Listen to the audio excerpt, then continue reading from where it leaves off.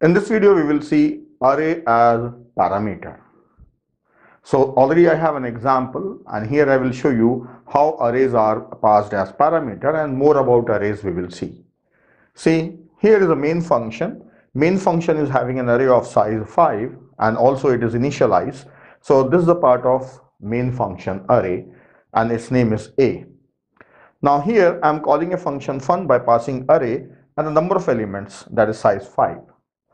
And this function fun, it is taking parameter array A, and for passing array as parameter we have to mention empty brackets, right? We should not give any size, and this function doesn't know the size of an array because array actually belongs to main function.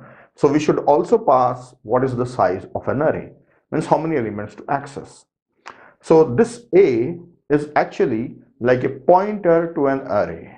It's not an array itself, it's a pointer to an array, and this is number of elements. Now in this code I am just printing all the elements of an array. This for loop is printing all the elements of an array. Now the important thing, let us see what is the parameter passing method used here. See, array is passed by address. Arrays cannot be passed by value at all, whether it's C language or C++. Arrays can be passed only by address. So it means the address of this array, the base address of this array is given to this pointer. This is just a pointer, and giving the bracket means it's a pointer to an array. And what about the next thing, that is 5 is passed here. So this is which type of parameter? If you see this, there is no asterisk, so it's not called by address. There is no ampersand, this is not called by reference. Yes, it is called by value, just a normal variable. So this is called by value. So there are two parameters, one is passed by address, other one is passed by value. So this is its own local variable n. So the value 5 is copied in this one, and the address of A is copied in this one. So that function is directly accessing this array, right? So arrays are only passed by addresses. Next thing, instead of writing brackets, even I can write star here. So this will be a integer pointer, and that pointer will be pointing to an array. See, the difference is this pointer can point on any integer and even it can point on an array. But if you were using brackets like this, then it means it's a pointer to array only. So when you want to be specific with arrays, then better use this one. And writing asterisk is a general method. This is array as parameter. Now one more thing. Inside this function, if I want, I can make changes to an array, and it will make changes to the actual parameter, that is the array of main function. So I'll remove this and show you if I make changes how they will reflect in this array.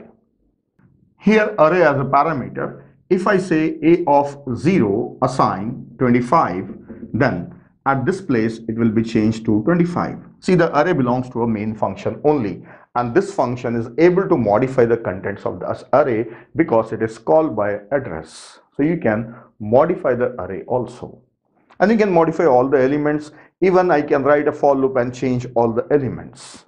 So this is sufficient to show you that even a function can modify the actual parameter.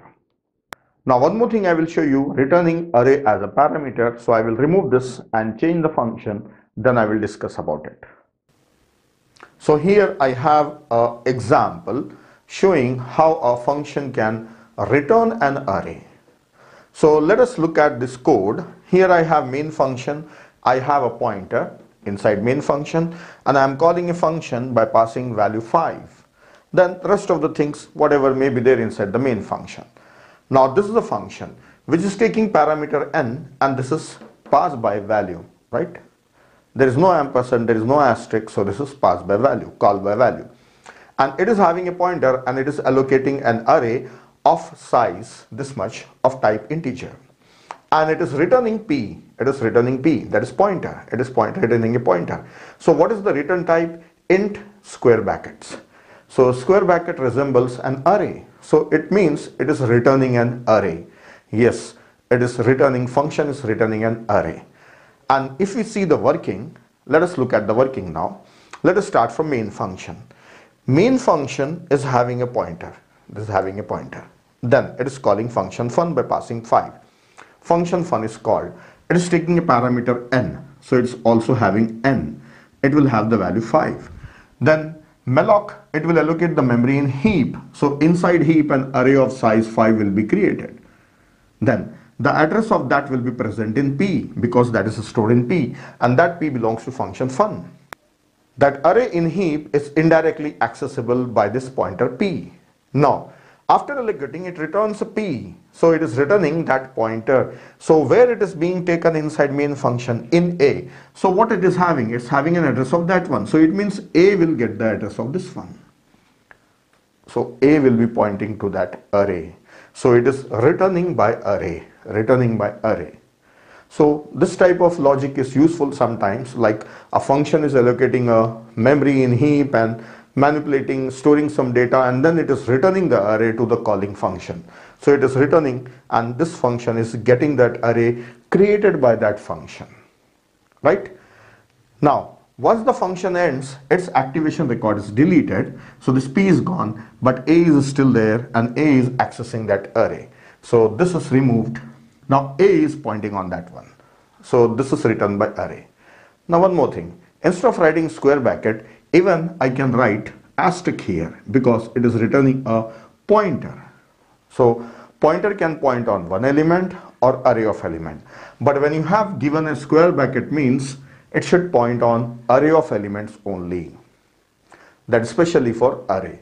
But you can use any of these, whichever you are comfortable. And if a square bracket is used, the code itself is readable, and from the code we can read that it is related to an array, right? So any one thing you can use. So that's all. This is how a function can return an array. So we have learned how a functions can handle array, taking as parameter and returning as an address of an array. So we may be using this type of code sometime in our codes. So that's all in this video. In the coming video, I will show you how to handle structures in functions.